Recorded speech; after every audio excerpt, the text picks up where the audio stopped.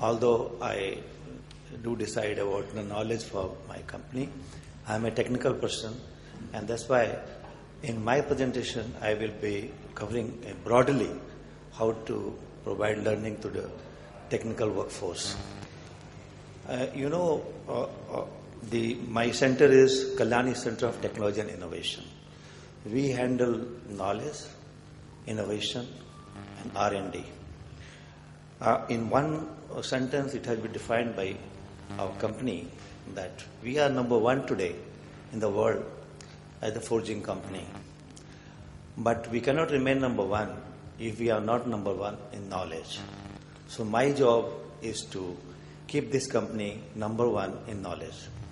And we handle people from diploma in engineering or BSc to PhD level, and we provide knowledge to both of them. My first question to all of you is that what is your expectation after you go out of this session? How much percentage you will learn and keep with you? Anybody from the audience?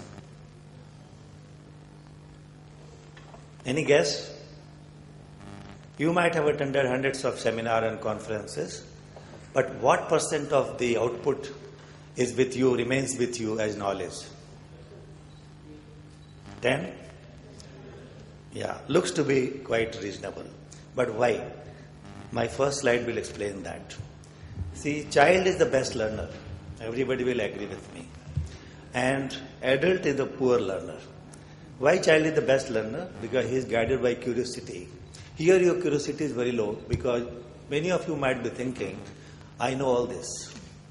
I don't have to learn anything. But child doesn't lose any opportunity.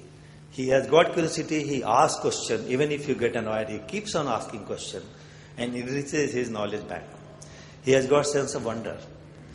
And always he knows, he wants to know the detail so that he is expert to define that wonder.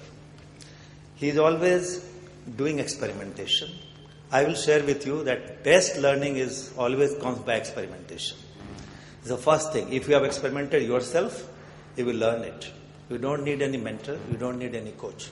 Since you have experimented, it's a proven thing and you will learn, you will be master of that. He is always accessing information, even from strangers, from everyone. And he is analyzing information also, so that for doing this, he falls 100 times to know how to stand up and how to walk. He burns his finger to know that this is fire and next time I should be careful. So this is a continuous process and he is looking for new connections. He even learns from your gardener, driver, maidservant, teacher, parents, everybody. Now why we are not good learners? Because we always have strong arguments due to influences. We are conditioned, we are influenced. 3 big influences are family influences. Some people are having so strong family influences that they will not compromise, they will not try to get knowledge in their mind actually. Then educational. Somebody say, I am an IT person, what this? I have not bothered what is the pharma is there and what is material science.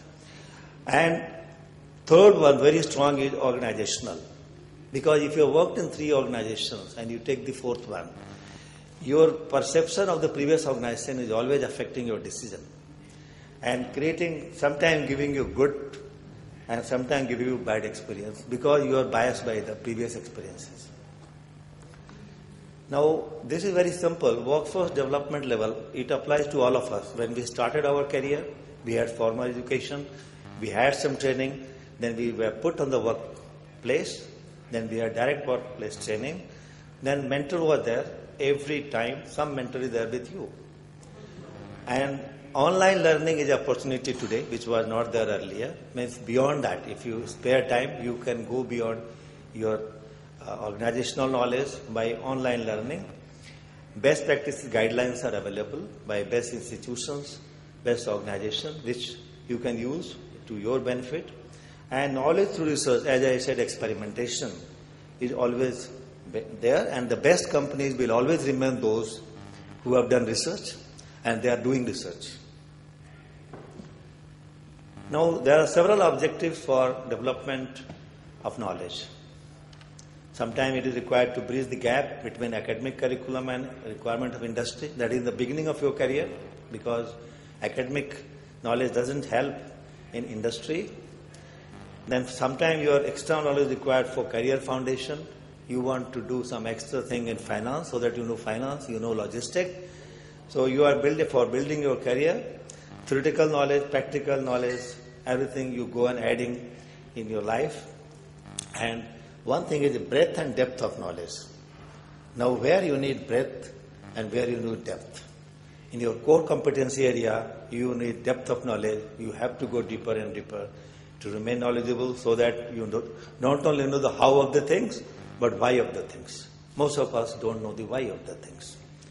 And breadth of knowledge is required because you cannot work isolated. You have to see the consequences, financial consequences of your decisions, HR consequences of your decisions. So that is why breadth of knowledge is equally important. You have to be always advanced. You have to be knowledgeable on emerging technology, work process knowledge, and sound theoretical knowledge. Both are required. Today we find, after working for 3 decades, 4 decades, that sound theoretical knowledge is essential. Our topmost man of our company, Baba Kalyani, many of you might be knowing him. I sent to his personal home library 30 books, 40 books on forging, material processing, machining, etc. even now, and he is up to date in the knowledge, because he knows that theoretical knowledge is important. The tools for knowledge development, it has been known by all of you. I don't want to repeat. Previous speakers might have already covered most of them.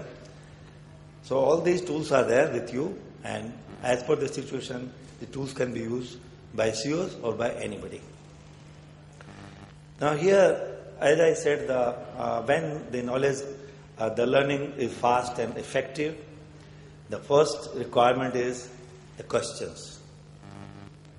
How the questions are asked, whether it is your teacher or your mentor or your boss, what question you ask, that shows your quality, as well as with questions you learn better. When you ask questions, same question you go on asking to a number of people, right from family to outside, you go on asking questions. They give you ideas. You compile those ideas. That is your idea database. On that idea, you create the task for yourself. That what is the best task which I should take. There can be several ideas, there can be several tasks, but you have to decide for the best task. Once you do the task, you do experiment or you do research, you have finished the task, then you are master of that, you can reflect to others. Now you are yourself a knowledge source, and you can reflect to your. So if CEO is have done the task himself, he can reflect the task to his subordinate and make future CEOs. I will caution on this that today learning has to be done with some discipline, and these are 4 F's.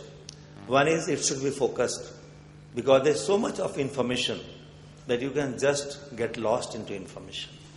So whenever you are looking for information and try to enrich your knowledge, be very focused.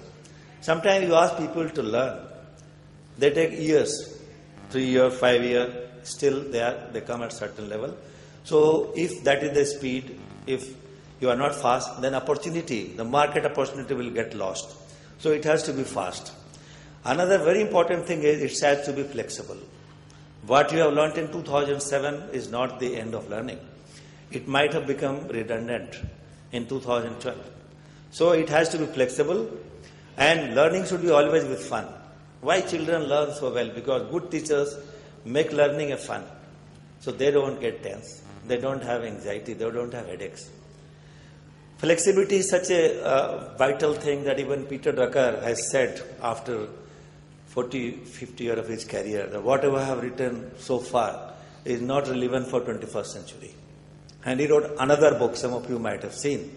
And he said the managers should learn from the hospitals and churches.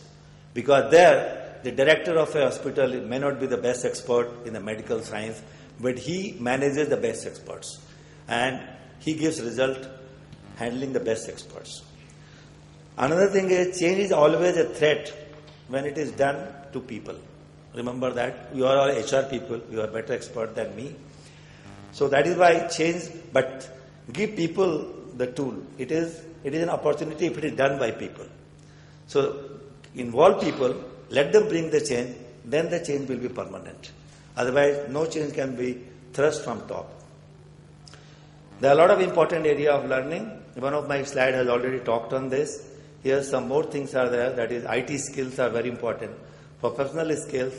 Safety is very important. One CEO may be very successful, but some disastrous accident in the company can ruin his career and he can lose his job and it can be big damage to the company. So all these things, customer relations are so important today. It should be placed at number one because everything is moving around customer relations. That is the most important thing. Best customer relation only makes best companies. Product development, product knowledge is always required because products of today may not be products of tomorrow. So up-to-date product knowledge and product development skill is required. Now value addition through learning. Now here comes the role of CEO and everybody, that once the learning has improved in the organization, what are the value additions? It will improve oral and written communication. It will improve problem solving. It's all byproduct. Because people are knowledgeable, they are skilled, then all the thing improvement will come simultaneously. Creative and innovative thinking will come in the organization. Decision making will improve. More positive attitude will be towards work. Improve interpersonal skill, cooperation and team spirit will be developing. Better dependency and motivation will be there. And as a last thing, supervision will be less.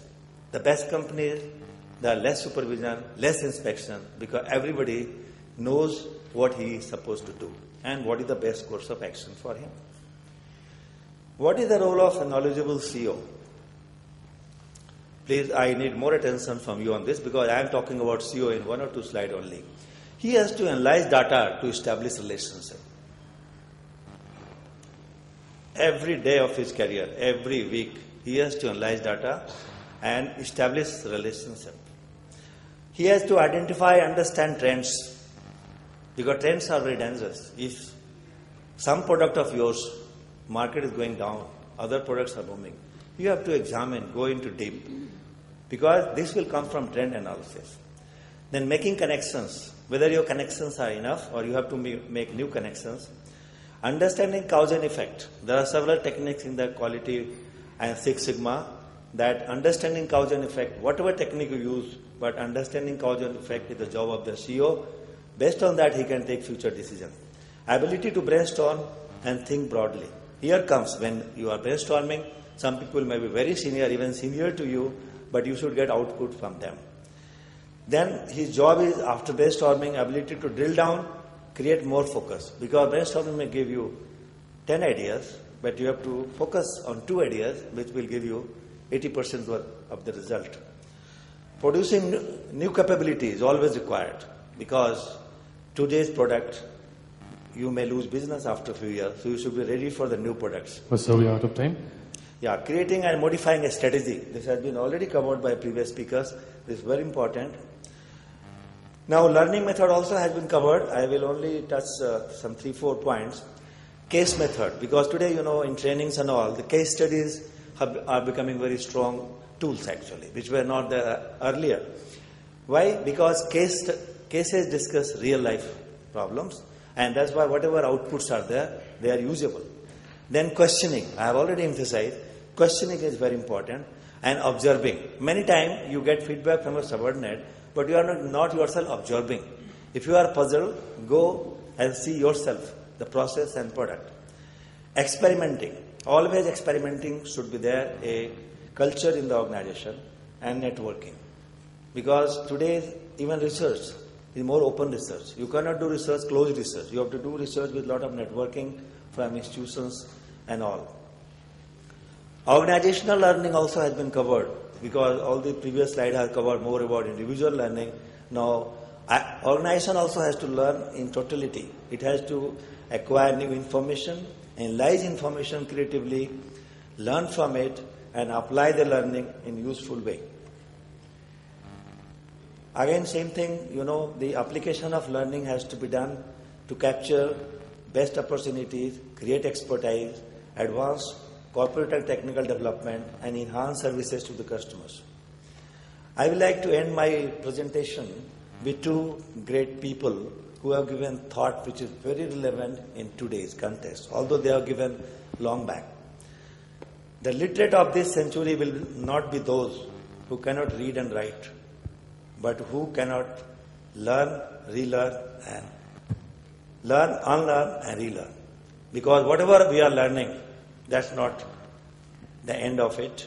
We have to go on relearning, and for that we have to unlearn whatever biases are there in our mind.